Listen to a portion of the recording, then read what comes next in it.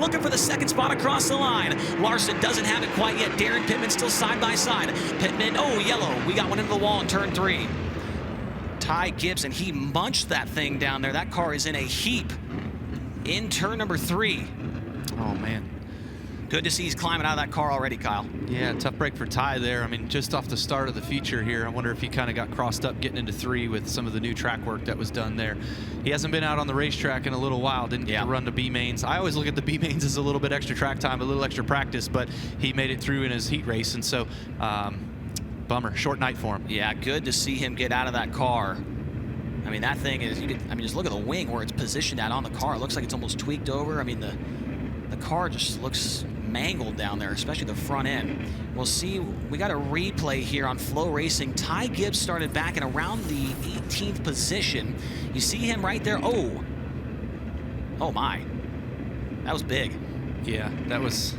We'll see a slow-mo here in a second, but it looks like he almost gets over that. Maybe got over the right rear of Sterling Kling there. I think he was trying to stay off of Sterling Kling and then just got himself way too high out in the loose stuff, and obviously there's nothing out there. And you get crossed up on the left rear, and when you try to bring these things back to the right, to the left side, to the right side, they're top heavy. They're gonna roll. So, you know, a lot of action happening there down the backstretch. A ton. I mean, that is a rough ride there for Ty Gibbs in his sprint car debut in an actual race.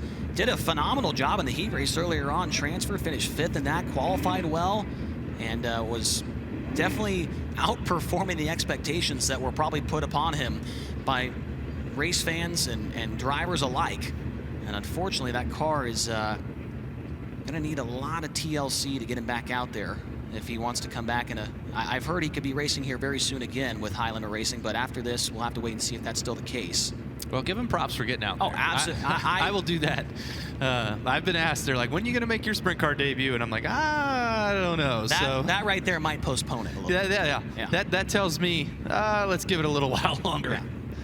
I don't know. Who's going to be in a sprint car first, me or Brexton Bush? I'm not sure. Yeah, I don't know. We'll have to wait and find that out. But this guy does not have to be doing this right now. Right? He does not have to be out there. He could be running Sundays for the rest of his life and be perfectly fine. But he saw that, I mean, this is a lot of fun out here. And I mean, he's probably not having fun right now. But, you know, before that, it looked like he was having a blast. I bet so.